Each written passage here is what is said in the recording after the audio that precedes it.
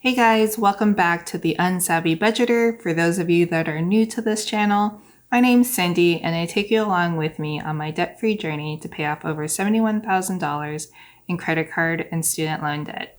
So in this video, we're doing a vlog and I wanted to check in with myself and really share with you guys what's been troubling me for these past 2 weeks, and I could really use a lot of your guys' advice on how I should deal with my current situation. So without further ado, let's go ahead and get right into this video.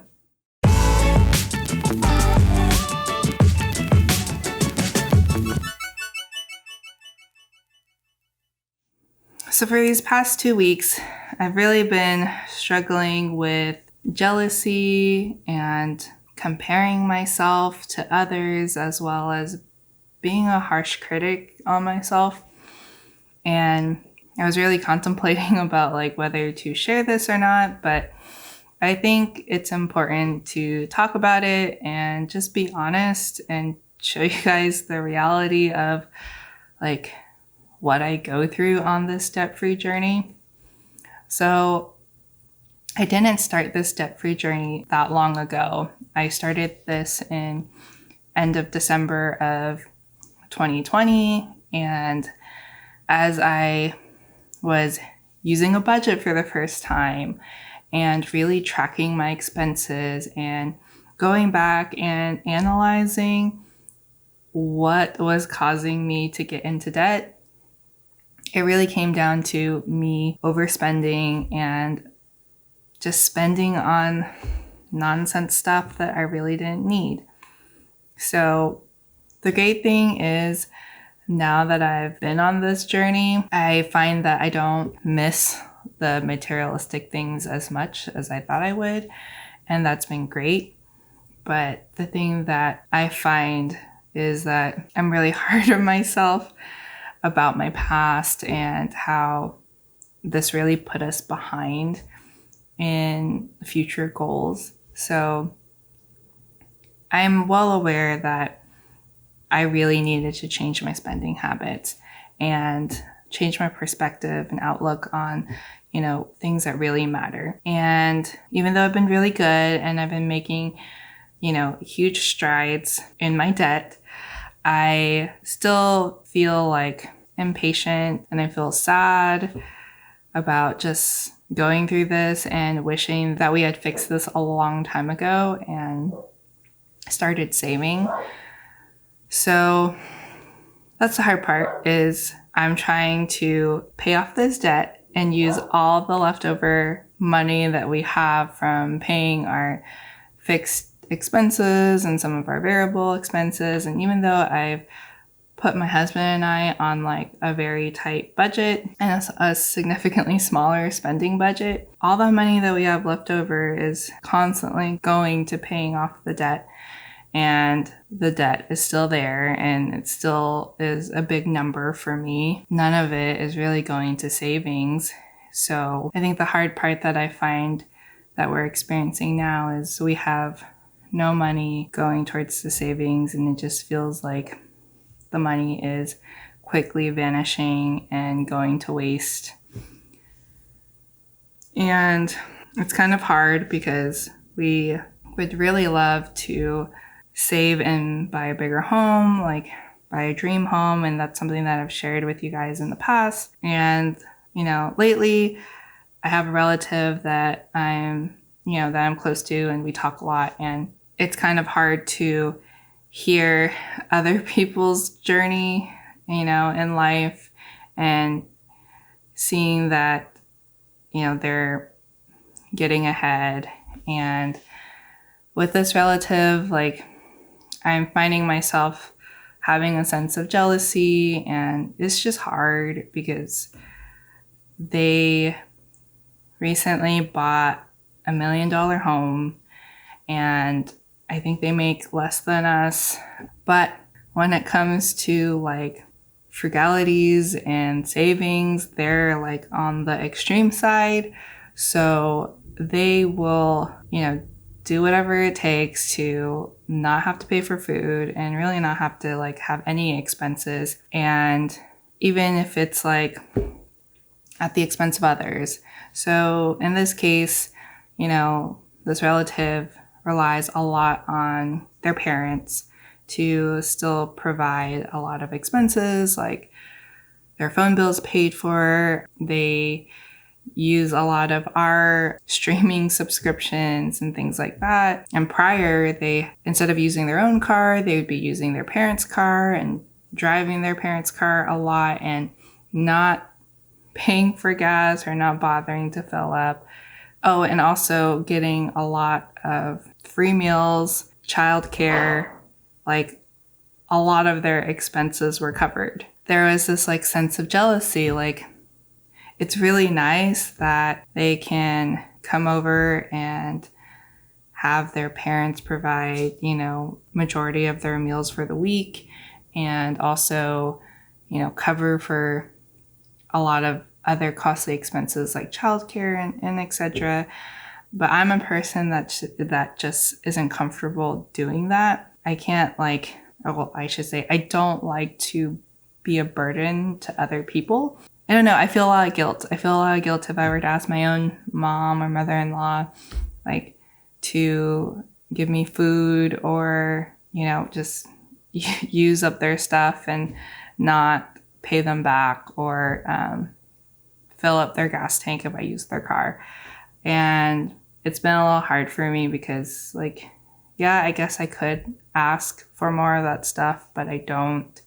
I feel really conflicted, and my parents are both retired now officially ever since pandemic started. So my siblings and I just didn't want my parents to go back to work because we just felt like they were already past the retirement age, and it just didn't make sense for them to get back into the workforce and put themselves at risk to exposure. And so we decided that, we would pitch in and help cover their expenses. So me asking my parents for financial help is really out of the question because really need us to help them. And that's also been kind of stressing me out because I'm trying to contribute what I can to my parents' expenses. And this is the one situation where I am happy I have 5 other siblings, because before I used to not enjoy having to share so many things with the 5 other siblings. But in this case, it's been really helpful to have my other siblings pitch in. So financially, our responsibility is less since we can split it 6 ways. And that's been nice. And my in-laws are also approaching retirement age. So we just can't fathom asking either of them to financially help us.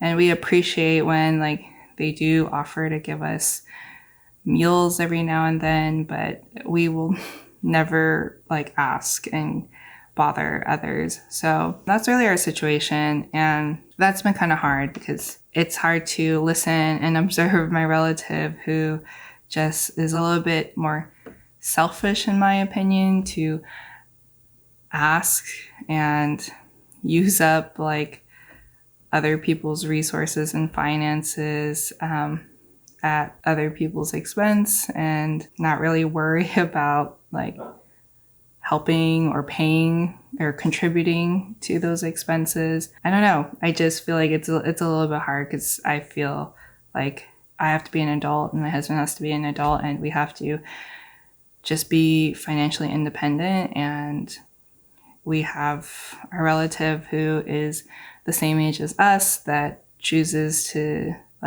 not be mature enough and financially independent to cover the things that they should be covering for, not necessarily asking either, just really taking. And it's kind of hard to observe. And I also hear their parents kind of complain sometimes about how much they provide for that person, but I try to stay out of it. I mean, it's just hard. Here I am feeling a little bit of jealousy because this relative that had so much provided to them was able to purchase $1 million home, and here we are, like, just not in a great financial state, and I just can't help but feel sad and jealous. And it's really hard to like talk to my relative about their home or even really go see their home, because I feel like they're also a little bit more flashy in that sense of like wanting to show off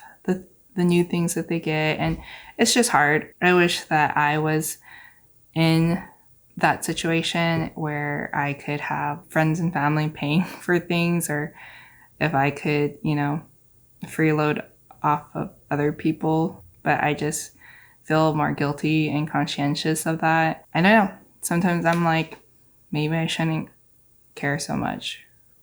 Maybe I should be more like that person who is more comfortable with, asking for help or asking for a lot of things to be covered, and nickel and diming almost every expense. But I find it very hard to start from a place where I was overspending to being like extremely frugal like that. So that's been my conflict lately, and it's been kind of a downer because we're asked for assistance with the home and getting them settled into their new home, and it's just hard. So that's where I wanted to just talk to you guys about, how do you guys cope with jealousy and comparing yourself to others and not feeling bothered by it or sad that you're not where others are, and